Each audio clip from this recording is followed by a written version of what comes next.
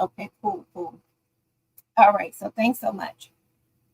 Today is Friday. It's the first of the month. Drinking your water, and I wanted to give you a straight up answer.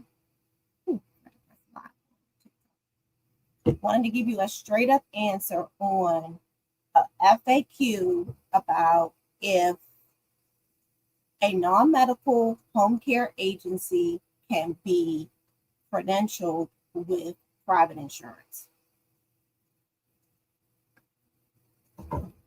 So we're going to go through this pretty fast because it's past our lunch break and we definitely have a good topic to cover. Hey, how are you doing?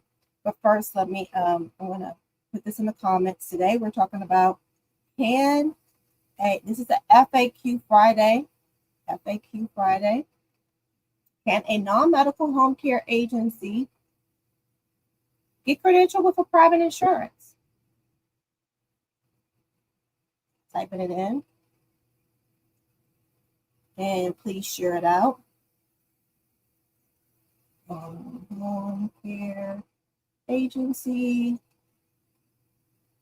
get credentialed with private insurance.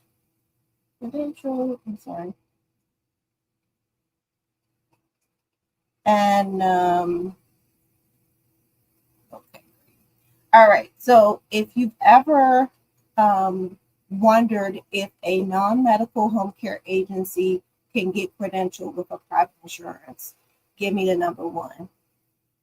Give me the number one.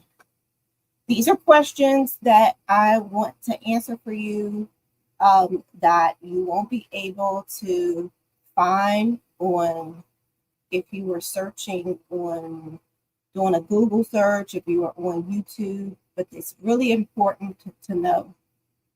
And so let me just get straight to it. The answer is no. And you guys may not want to hear that, but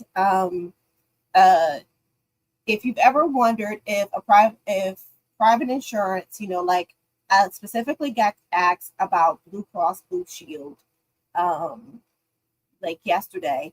If you ever wondered, can a non-medical home care agency, a personal care home care agency, get credentialed with like Aetna or Blue Cross Blue Shield? And will they, for them to pay your agency for services? The answer, unfortunately, is no.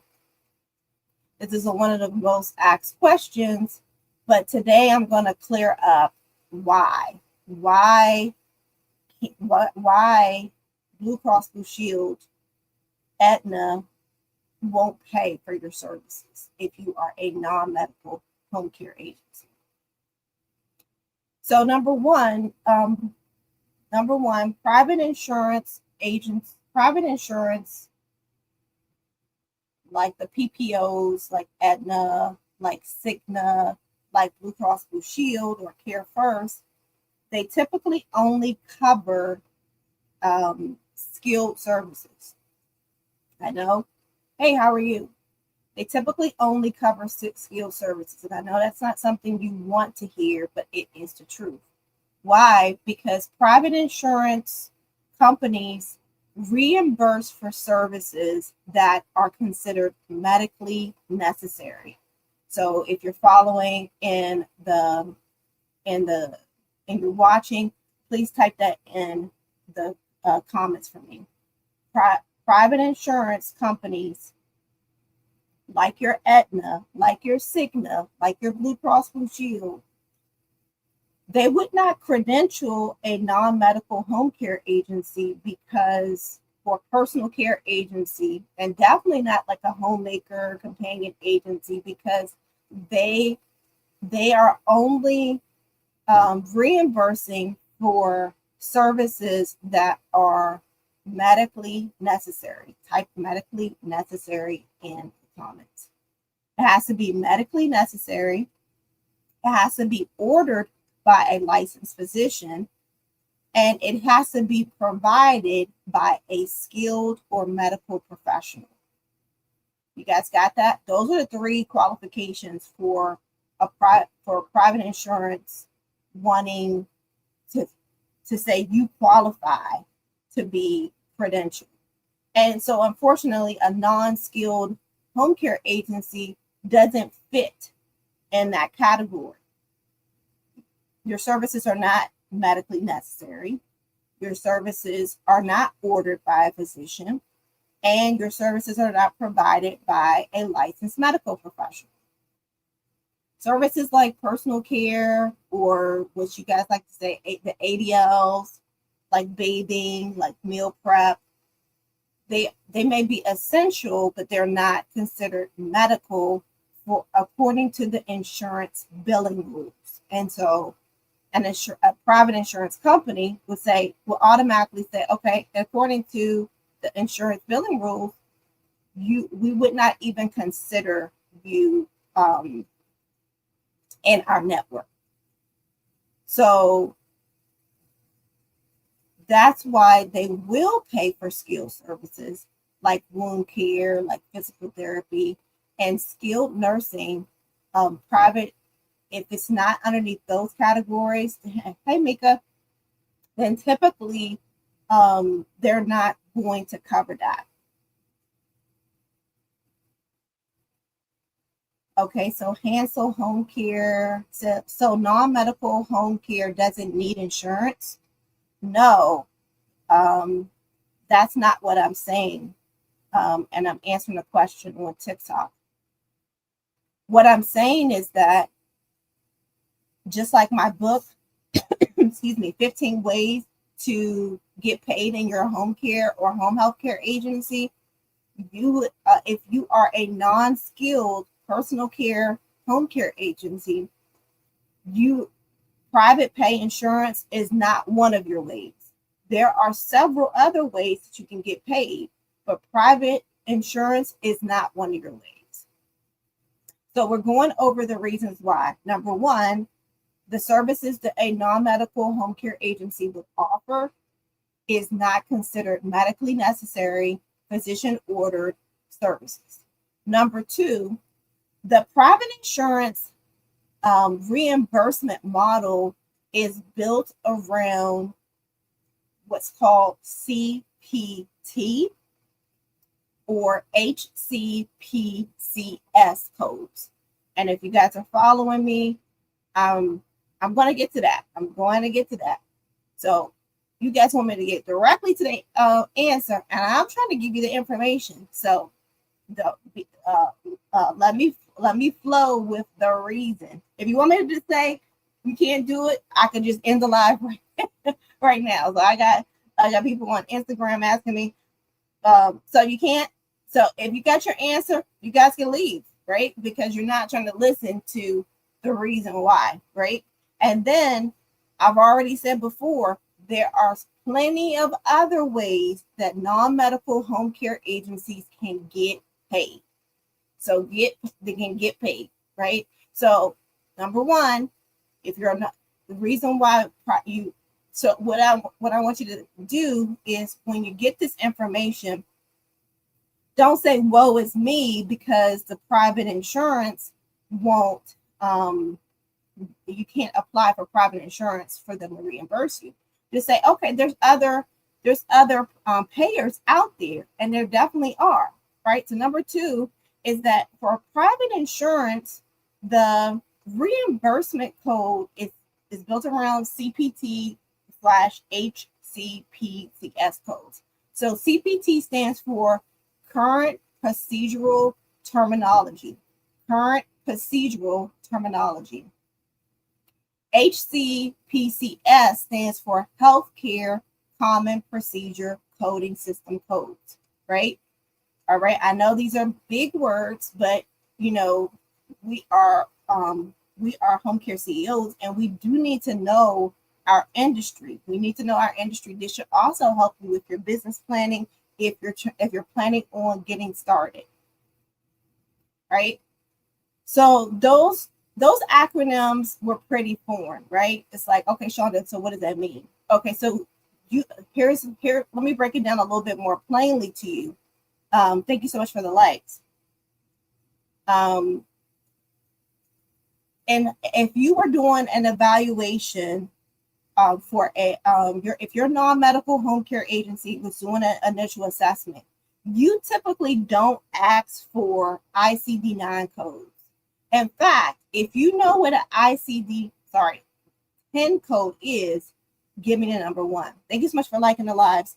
Hey guys, thank you. I appreciate you liking the lives, sharing, because you might be a gatekeeper if you're not liking the lives, right? Because all of this information I'm giving to you for free, for the free 99. And all you got to do is like a live. You might be a gatekeeper. I might be looking at you. I might be looking at you like a gatekeeper now, right? We know this industry is already the top gatekeeping industry, and one of the free things you can do, you don't. Right? I'm trying to break something down that if you tell me, have you ever heard of this topic being addressed? Have you ever heard if you have, please tell me their name. Have you ever heard of somebody answering this question? Can a non-medical home care agency get credentialed with a private insurance? Because we already know, if you can't get credentialed, you sure can't bill them. Right? So going back to when you're doing the initial assessments, it's a hard getting info. It is. It's hard getting information out here. When you're doing your initial assessment, if you're a non-skilled personal care home care agency, I'm grouping myself in because I started as a skilled home health care agency. Don't ask for ID. Back then it was ICD-9s. Now it's ICD-10 codes. And if you never even heard of that, that is a diagnosis code, right? So essentially, your client, a doctor's patient, has to have a diagnosis for them to be deemed medically necessary that will go on their profile for when the insurance says, okay, yeah, they need all this care because of this diagnosis code, right? So the reimbursement model, according to the insurance company, says you don't even have this stuff. So you won't even get it. Oh, thank you. You don't even have this stuff. So you wouldn't even get it even if we credentialed you, right? So non-skilled agencies don't typically operate with these codes. They provide unlicensed caregiver, meaning the CNA is not licensed. He or she has a certificate, right? Homemaker, companion, they're not licensed, right? They have some requirements, some training. Home health aide is not licensed, right? Personal care aide is not licensed. Direct support workers are not licensed. These are like our top non-skilled professionals, right? We got 6, right? All right. Thank you so much for the hearts. Again, like I said, over here on Instagram, where if you guys wonder why I don't go live as much, that's because when I get on TikTok, they're always catching it. All you gotta do is giving the hearts. I appreciate the gifts too, but the hearts are just are helpful. It's gonna push me out more to the FYP or the Explore page so that more people can jump on and hear about this, right? Because on TikTok, once this live goes away, the replay, it goes, I guess I'll leave it up on YouTube. Yeah, I'll leave it up on YouTube today. This is a good topic. Thank you so much. Okay. All right. So now let me get into the credentialing requirements. Okay. Credentialing requires clinical and operational infrastructure. All right. You guys can write that down. Whenever you do credentialing, I can even talk about an insurance you guys could get approved with, like, working with workers' compensation companies, right? They require clinical. What does that mean, Sean? even if you're a non-medical home care agency, even if you're a direct support agency, they're going to ask you, so do you have a registered nurse that does your initial assessments? Do you have a registered nurse that's going to provide oversight or plan of care to your clients? That is a clinical infrastructure that they want at minimum to be for the agencies that get reimbursed by insurance, right? So it's easier if an agency is at HHA, which is a home health agency, that is they're Medicare certified. So Medicare certified is already at the top of being in compliance. You know, most people think, I've had people say, well, I'm a non-skilled home care agency, or I'm starting a non-skilled home care agency and I want to get credentialed with Medicare and Medicaid. And I said, well, you can't, because Medicare is only for skilled. No unskilled home care agency can do it, right? So the model they're looking for is that you're either a Medicare certified home health agency, or at the very least, you are a skilled nursing agency. So there are some states, like a Virginia, like a Maryland, like a Illinois, like I get tempted to put the S in Illinois, like a Oregon, Ohio, right? Some of those states, you don't have to be Medicare certified, but they have a skilled nursing portion where you can apply to be credentialed with the insurance. You have to also have a license type. Remember, we were talking about license types last night, that you have RNs and LPNs at the very least, preferably RNs, LPNs, or LVNs, and therapists on your payroll or contracted, right? Again, this is a part of their credentialing requirements for private insurance. You have to carry comprehensive liability insurance. Some of the states, you don't have strong regulatory requirements. Ohio is like that. Ohio only requires a surety bond, right? Connecticut is like that. Pennsylvania is like that. So you wouldn't even fall in line with carrying liability insurance, but you can surely pick up one. And then guess what? The private insurance has its own requirements for policies and procedures. They want to see your clinical protocols. They want to see your infection control policies. They want to see your emergency preparedness policies. They want to see your HIPAA compliance policies. And they definitely want to see your quality assurance and performance improvement policies. You telling me that after I get licensed, I still have more to do? Yes, because it's a difference. You know how, like, if somebody wants to be a doctor, they have to go to high school, right? They got to go to undergrad, right?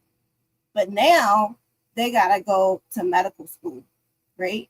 So the more of these, if you want to go the credentialing route, which you can do it. There are things that you can do as a non-medical personal care home care agency. Private insurance just isn't one of them, right? All right, one more thing. Private insurance follows the framework of the Medicare standard. So I already kind of went over that. So what that means is, Medicare is on a federal level, the traditional Medicare Part A, Part B. So what they're saying is that, what the private insurance are saying is that if Medicare wouldn't pay for non-medical home care services, neither would they. So they are expecting the agencies that want to work with them and be credentialed with them to follow the same Medicare documentation, visit frequency, right? Because in Medicare, I was explaining this to one of my mentees. Medicare is more visits, and Medicaid, for example, is more shift work. So a visit is I go in, I provide the service, I'm out. Shift work is I'm there for a couple of hours providing the care stretched out, right? Right? A lot of the private insurance credentialing applications will ask for a Medicare provider number. Why? Because some of them, now you can bypass that. So let me talk to my skilled home health care agency. You can bypass that if you're not Medicare certified. You can just put NA, right? But when they ask for a copy of your license, they are going to see that you're not a skilled agency. So you do have to have proof that you are a skilled agency and that you have skilled disciplines. Disciplines meaning you have skilled healthcare workers like the RN, the LPN, or LVN. And again, the last part is that you have a clinical oversight. The clinical oversight is that you have an RN supervisor, but preferably you have a director of nursing or director of clinical service over that patient care. Okay? Oh, I thought one more thing. You have to be able to show that you have a risk management policy and system to prevent fraud. That is something essential for insurance companies. In fact, we provide a policy on that, how you would have, that also aligns with your quality assurance. Private payers want to reduce fraud and overbilling. So they would ask you for how are you documentation on how you're going to do regular audits on your on the claims that you submit. Tracking the services based upon your codes. What codes are you talking about? Those CPT codes or the HCPS codes I was talking about. And that they can hold you accountable for the interaction of you getting a client and then getting reimbursed. Thank you so much for the hearts. Okay. So I gave you all of that. That was a base. Now, here is what you can do. Are you guys ready to hear what you can do? Since you're like, okay, Sean, you just busted my bubble. I've always wanted to know if like I get to a certain point of my home care agency, my home care, non-medical home care agency, if I can bill insurance. So sorry, you can't. But if you're ready to hear what you can do, give me the number one. Ready to hear what you can do. And I'll get to a couple of questions. This is frequently asked questions Friday. And I can tell you, or you tell me actually, if you've ever heard this question being addressed. Have you ever heard this question being addressed? Now, I got some good news for you. And this is straight from my ebook, 15 Ways for Your Home Care and Home Healthcare Age Business to Get Paid, right? Right? Because we want to know how can we get paid. And Sean, just don't tell me private pay. I'm not going to just tell you private pay, right? All right. So number one is, sorry, I don't want to make okay. Long-term care insurance. All right. Long-term care insurance. Did you guys know? And I'm really thinking about doing a 3 or 5 day boot camp on how to get private pay clients. I just have so many things to do. But I feel like I want to give it to you guys. I want to give it to you. Okay. Long-term care insurance. Okay, so in short, I became familiar with long-term care insurance when I knew nothing about home care, home health care. So if you guys know anything about my story, my first job outside of college is that I worked with stockbrokers. I mean, Wall Street stockbrokers, blah, blah, blah, blah, right? So I picked up a lot of, I wouldn't even say bad habits. I picked up a lot of good habits. Thanks so much for the hearts. And the good habits is that I learned how to market, how to court, how to woo people with money, honey, bread, Fred, dough, Joe, right? So, which is good because I didn't come into this industry being tainted like some of you are like, oh, private pay clients are hard to find. Who would spend this money? No, I've seen them. I've seen them before I even knew anything about this business, right?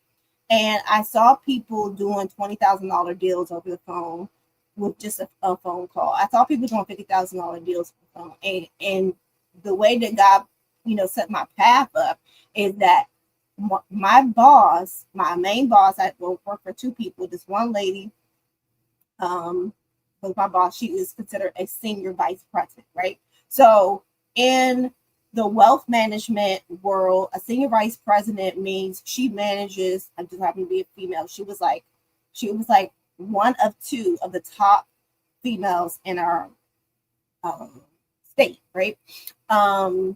Managed multiple $1 million accounts, right? Even one of her accounts that she would have me open and check every day, one of her own personal accounts, just one, was over $3 million, right? I'm fresh out of college. This was really interesting to me, right? So I would just see and I'd be like, oh, okay.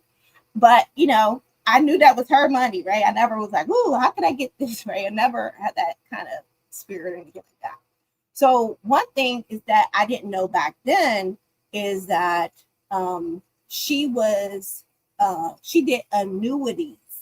She did annuities, right?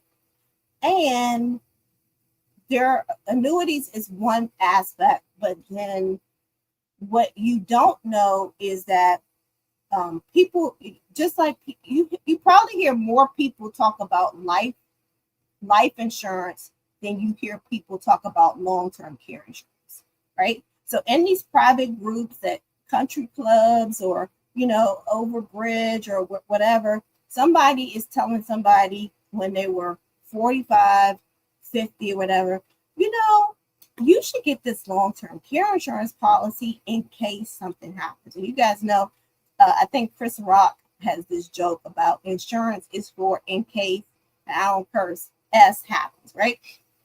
And so, and if you think about it, it's true, right? So people get this long-term care insurance and they start paying on these policies when they were younger, so that when they get older, hence past 65, they have money to the side that is just in case they got to go to a nursing home, just in case they got to go to an assisted living, and just in case they need home care. Cha-cha-ching, cha-cha-ching, cha-cha-ching, right? All right, so a part of this lesson is also telling you that long-term care insurance can only be used for what? It's titled long-term care.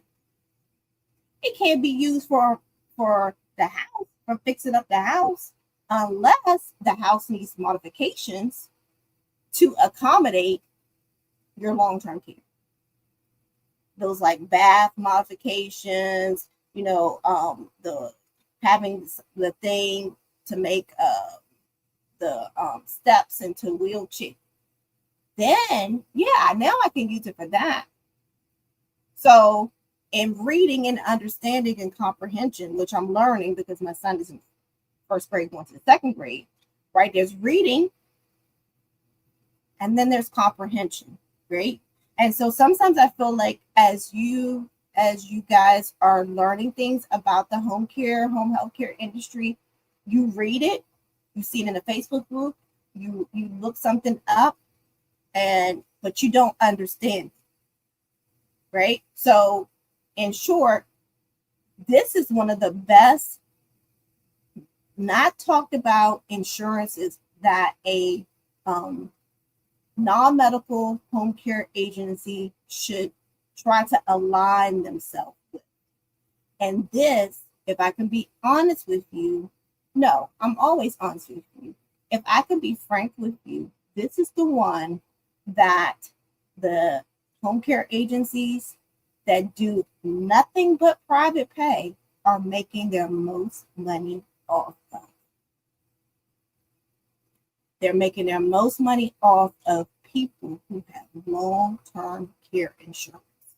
Now, I don't have time to tell you how to go after these, right? Because it's just too long, right? So what happens?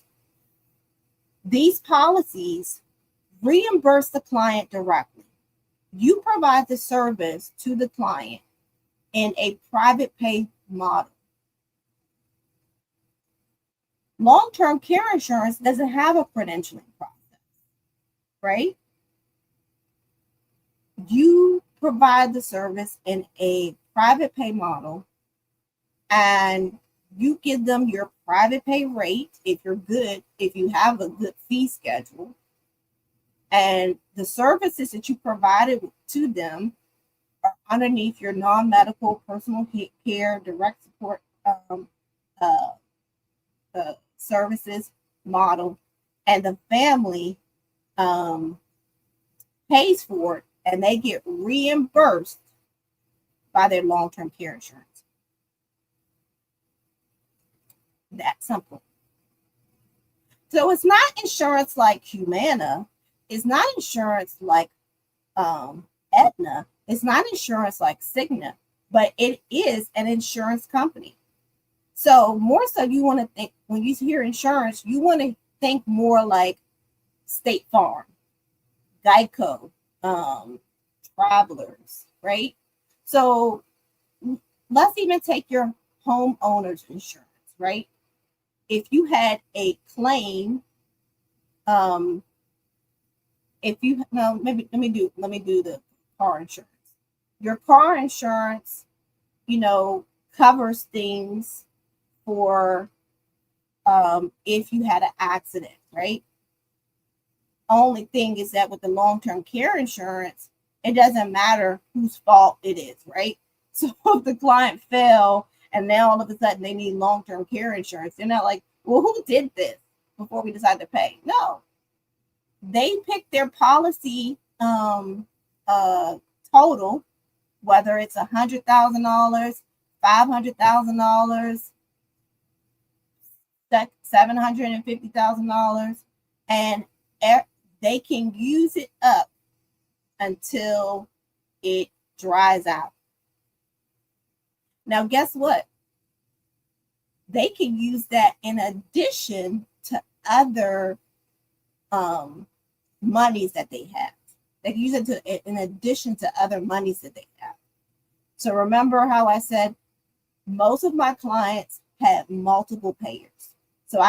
So essentially, I could be getting paid from the long-term care insurance, and I could be getting paid from another program, respite. I could be getting paid from a trust. I can be getting paid from multiple payers. So long-term care insurance is an insurance that you can as a non-medical home care agent. Hey, how are you? Hello, thanks so much. Again, if you're just joining, this is Frequently Asked Questions Friday, and we're talking about why non-medical home care agencies can't get credentialed with private insurance, but we're on what you can to get paid. Now, this is outside of Medicaid, because remember, we need to have diversity in our payer model. We need to have diversity in our payer model. All right, number 2, I've talked about this before, but I'm going to hit you in the face again with it. Or as they said, Medicare Advantage. Medicare Advantage, I said 2 weeks ago, Medicare Advantage is definitely on my list. It's definitely on my list because I do I do anticipate that Medicare Advantage is going to see an increase. And if you are a smart home care CEO, you will work now to get credentialed with them. It can be tricky. It can be a little tricky, but it is very possible. Why? Because one of the reasons why it's tricky is that one of the things I've showed before is that you can have multiple Medicare Advantage companies in a state, right? And the tricky thing about it is that, let's say you have 12. Sean, that many? Yes. There's a county in Arizona that covers Phoenix. They have about 12, right? Some of them will say, yeah, I want to contract with a non-skilled provider to offer in-home support. And another one may say, no, we're fine. We only want to work with the skilled agencies. And so this Medicare Advantage is its own separate insurance. However, in a way, it's also considered supplemental insurance, right?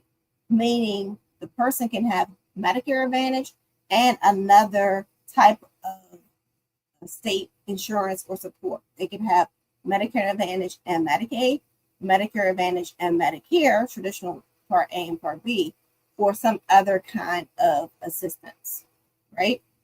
So Medicare Advantage, it's kind of new to some people. They act a little bit like an MCO, how MCOs with Medicaid, because the cover company could be United Healthcare, and then you ultimately think you're dealing with the big United Healthcare, the private insurance, but no, it's a Medicare Advantage plan that's in your state. Another example of a Medicare Advantage plan, we got United Healthcare, Anthem, Blue Cross, right? So we got the traditional Care First Blue Cross, which is a PPO. Humana is in so many states as a Medicare Advantage company. Devoted Health and WellCare. WellCare is in a lot of states, right? So again, it's a state-specific program, and so they can decide, if they want to contract with a non-medical home care agency. So essentially, you have to apply to all of them. And I want to make sure that's very brief. Please, right?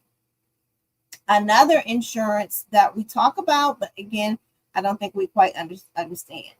And I have a blog on this on my LinkedIn page. The VA Community Care Network. It's called CCN. So that's a form of insurance that you get paid from the VA. Now, traditionally, the VA follows, again, like the private insurance, follows the same rules of private insurance. I found that out when I applied to the VA. They wanted me to have a Medicare, they wanted me to be Medicare certified. So initially, it took me 12 months to get my application back. And you know what they said? You are denied. You don't have a Medicare. You're not Medicare certified. Our program only works with agencies that are Medicare certified. I was so devastated. Ding, ding, ding, ding, ding. At that time, I was a pediatric focused home health agency. Well, I only serve peds, and so because I only serve peds, I don't have to be Medicare certified. You are so right. Get this girl a provider ID number. Okay, so that's how I did it. That's the truth. That's how I did it. I tell you, these ideas just come to me, and I just be like, "Oh, thank you, God." Because guess what? Nobody else would have told me how to do it like that. But that's exactly how I did it. Okay, so the VA Community Care Network, right? If your agency provides personal care services, I can tell you for sure that they will pay you for personal care, companion care, and respite. Those are 3 separate services.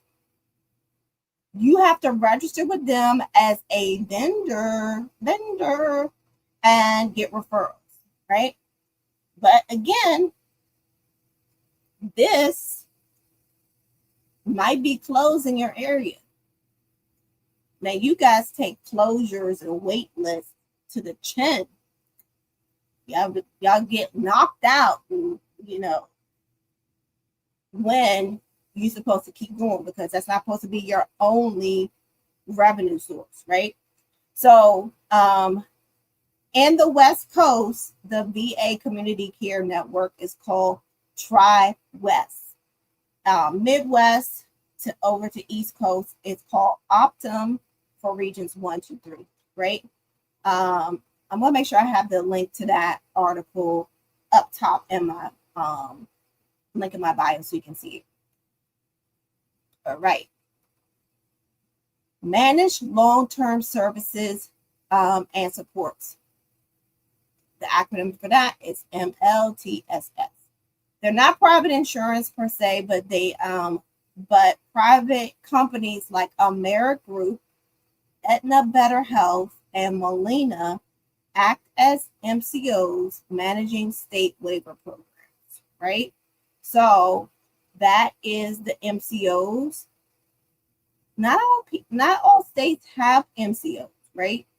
Of course, we know that Pennsylvania has some of the most MCOs, but some people are only familiar with straight Medicaid or a straight waiver program. And I can tell you myself, like the MCOs that were in my state, the state of my first business, I never applied to them because I didn't understand them. I didn't understand that I didn't understand for my first 6 years that my Medicaid client was on a Medicaid waiver program and they had an MCO, right? So remember, I'm talking about how your client may have multiple payers and you don't even know, and you could be getting paid. They may cap out at 8 hours with their waiver program, but then with their MCO, you can get additional hours for their care, or even get paid for doing like the nurse visit to help them with their medication management. So that's something that some home care agencies never ever tap into. So again, those MCOs contract with non-skilled agencies. So if your agency is enrolled as a Medicaid waiver provider, you need to look into the credentialing for the MCOs, which is kind of like a private insurance as well. So those are long-term care, Medicare Advantage, VA, and the MCOs, right? So out of those 15 ways for your home care agency to get paid, we just talked about 5 of them today, right? We talked about private insurance, so you can cross that off your list if you are a non-medical home care agency, because that's only for my skilled agencies. But then we talked about long-term care. We talked about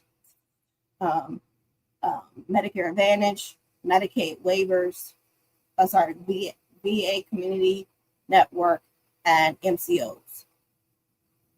If you've never heard of one of the five, tell me which one you did not, you never heard of before. Because I want to answer a couple of questions, and then I want to put my book 15 ways to get paid. I want to put it on sale over the weekend. Let's see. And I'm going to look at some of your questions. Okay. Quickly, Shara,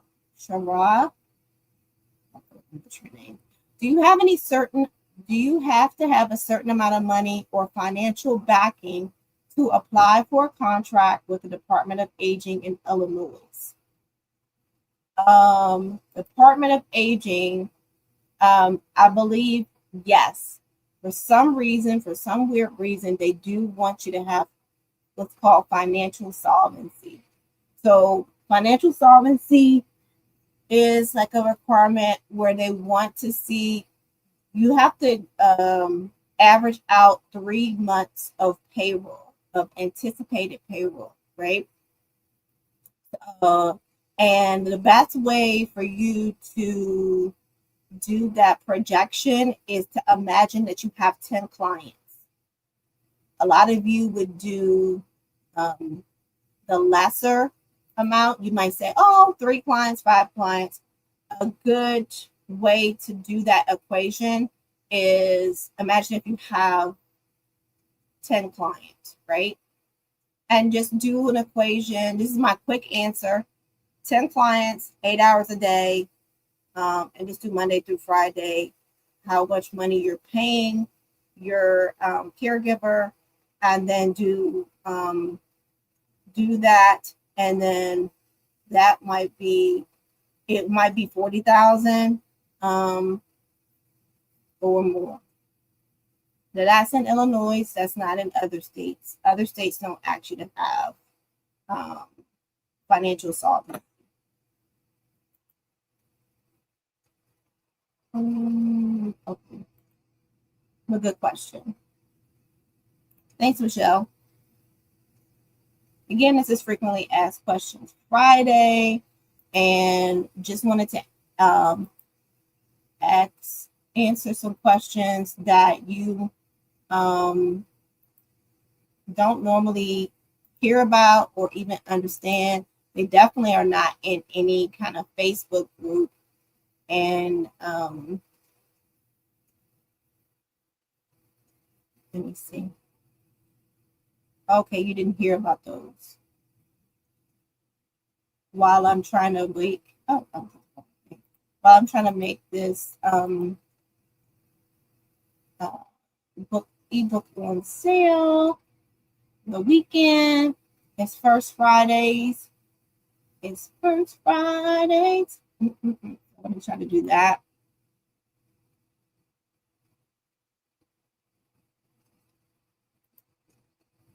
And I want to do something special for Friday. I'll do the first $25 for $8. So this is the 8th month. It's First Fridays. How about that? You guys like that amount? First Fridays.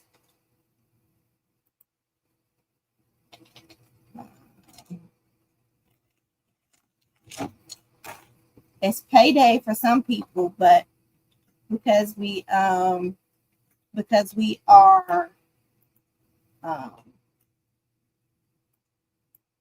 home care entrepreneurs, CEOs, guess what? We can get paid every day.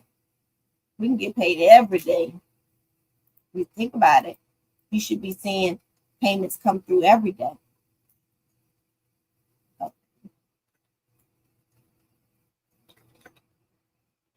I'm about to post the link. So it's normally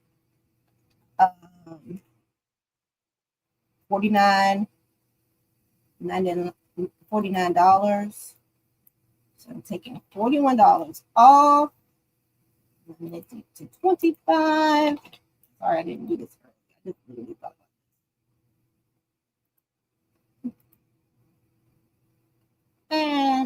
feel inspired, I might extend this to, I might add more right now. And it will end on Sunday.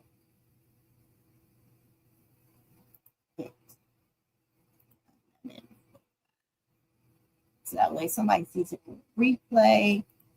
You can still not feel left out. Here.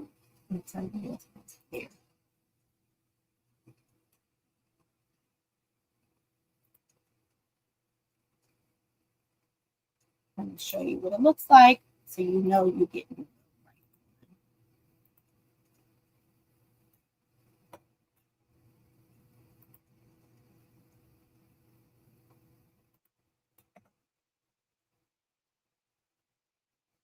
I don't know why this phone is so hard.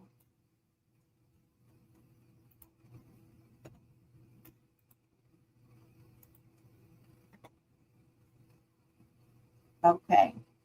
All right, I'm gonna make you a believer. All right, you see that? Unlock the secrets. Right. Right, that's that one.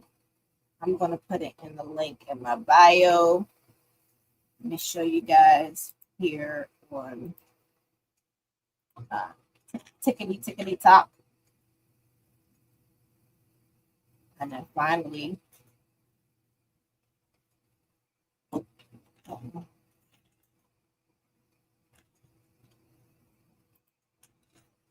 see, looks like this. All right. Let me show you guys which one. And if you have any other questions, let me know.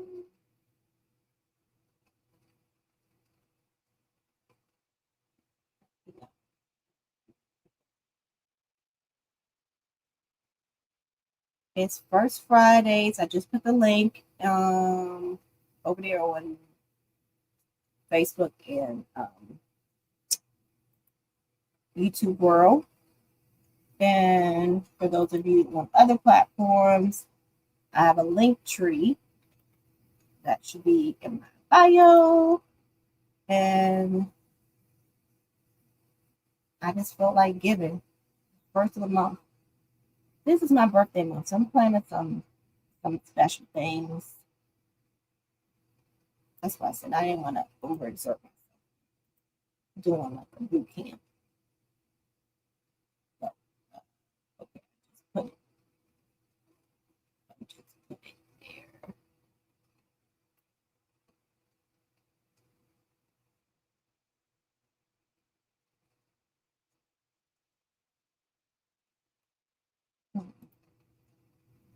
So you guys can see.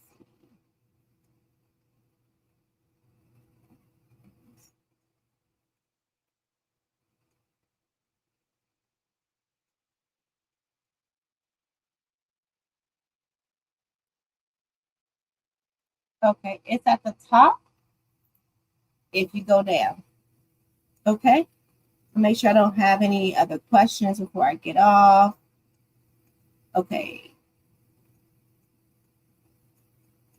Oh, okay. Mrs. What's Up on TikTok says, I'm almost done with my Medicare Advantage application. Well, yeah, I'm almost done with one of my applications for Advantage. And then you're doing VA Community Care. After 12 months, that's frustrating. Yeah, I jokingly told one of my mentees in my last home care Kickstarter, she was like, oh my gosh, Sean, it's been 30 days or 60 days and I still haven't heard back from blah, blah, blah, blah. And I was like, I said, with love, I have no empathy for you. You know why? Because it took me 9 months to get Medicaid. And it took me 12 months to get rejected from the VA, only to get approved after 14 months. So you know what? This is your sign to keep going, right? We do one thing, but we keep going, right? And no offense, guys, But women, we can do it a little bit better, right? I've seen you guys apply mascara while driving. So you're talented. You can do a lot of things, right? So stop getting so frustrated because it's not as easy, right? Nobody ever told you it would be easy. I'm telling you it's not easy, right? But I am telling you it's worth it. It's worth it. It's so worth it. Okay? It's worth it. And if it was easy, everybody would do it, right? I get entrepreneurs calling me all the time. I got a guy yesterday said, "Oh, I own a trucking business, but things are kind of going slow there. So, me and my wife wanted to pivot to home care." And then, so I walked him through some of the requirements. He was like, "Wow, this is a lot." Right. We got a lot more to do than just buying a truck and getting a route. No offense. No offense. I have a family that own trucking businesses. I don't, I think it's a very great business, but we have a different kind of business and it requires some different requirements, right? So don't get discouraged when you got to do a couple of extra push-ups, sit-ups, or jumping jacks, right? This is an industry that we were called to. And just because it's a little bit more work, that doesn't mean it's bad, right? It's actually for our good that they have these rules and regulations to keep a lot of these people who do things like scam little old ladies and do them harm and take a lot of money from them so that they don't get away with it. Okay. Question. I thought Medicare Advantage was considered an MCO. Is that not correct? Medicare Advantage is like an MCO, but if you look underneath that's a good question. Thank you so much. If you look underneath the Medicare model, Medicare Advantage is technically considered Medicare Part C. So Medicare is Medicare Part A and P. Medicare Advantage is considered Medicare Part C. So it is a MCO because it has the face of it is a company like an Anthem or Humana, right? But they get Medicare funding. And I'm saying this as another, nugget. The new CMS director, like him, love him, don't like him, Dr. Oz, loves him some Medicare Advantage. Yes, he do. He already said it. He loves him some Medicare Advantage. So I want to be with whatever he loves, whatever he's showing love to. I want to be with whatever he's showing love to. Show us all some love. Show the provider some love. Thank you very much. Right? Okay. And please, do you need a settled amount of money to start a skilled home care agency? Do you need a set amount of money to start a Medicare certified home care agency? A skilled home care agency, it varies based upon where you're located.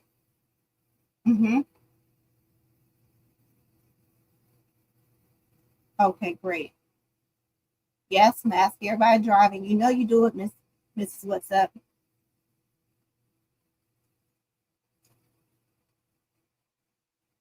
What would be my advice on landing my first client if I'm new? My friend says hospice, right?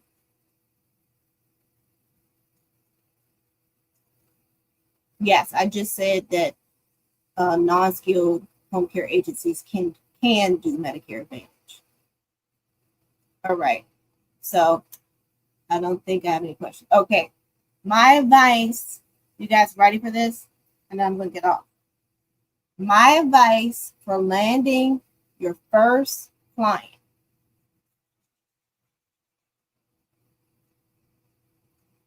You got to market. How you like shocking? If I was near you, I probably would kick you in the shin.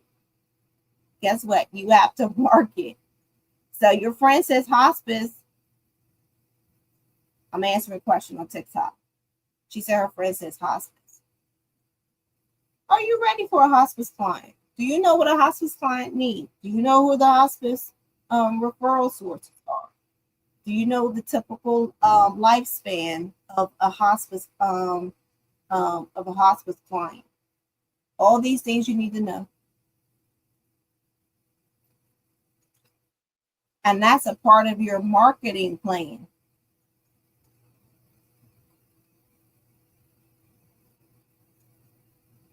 So my real answer is, other than you got to market, is you got to know who you're marketing to and what kind of client you want your first client to be. I knew what kind of client I want my first client to be. That's why I consistently went to the same places over and over and over, spoke to the same kind of referral sources over and over and over, had the same kind of market material over and over and over. I perfected my skill. In fact, when I got my first client, a 24-hour, 7-day-a-week private pay client, I had no website. I had no social media. I knew my prices. I knew my target audience. I knew how to market my business. I knew how to deliver a sales presentation. I knew how to market my business. So to me, it doesn't matter if it's hospice, if it's somebody coming out of the hospital, if it's somebody I found at a bingo hall, it don't matter. And that's why when I teach marketing, I don't just tell you places to go, right? I don't just tell you go here, go there. You guys already know that. They put these places in these Facebook groups. They say go here, go there, right? But what do you do when you get there? That is what seals the deal. What do you do when you get there? If you guys know my story, I got that 24-hour, 7-day-a-week client, private pay, and I only had 2 nurses. Does it sound like 2 nurses can do 24 hours? No. So not only did I land the client, I got it fully staffed before the client came out the hospital. And this is where my commercial comes in. This is why if you want to start a home care agency, non-skilled or skilled, you should join my last home care Kickstarter of the year. We start in September, right after school. Even if your school starts in August, we're starting in September. We do offer payment plans, Klarna, Affirm, Afterpay. We do give you state-approved policies and procedures and give you a step-by-step guidance on how to start your business, licensing assistance, operations, recruitment, marketing. And that's in short. I went over the whole entire thing yesterday. You can go on my Savvy Business Chic YouTube channel and hear the step-by-step of each module. But I love you guys. I didn't realize it was this late. I got to pick up the kids soon.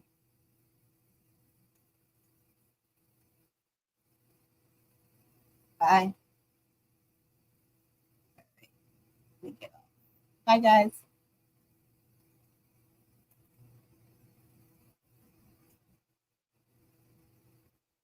Okay, Kimberly. All right. Take care. Bye.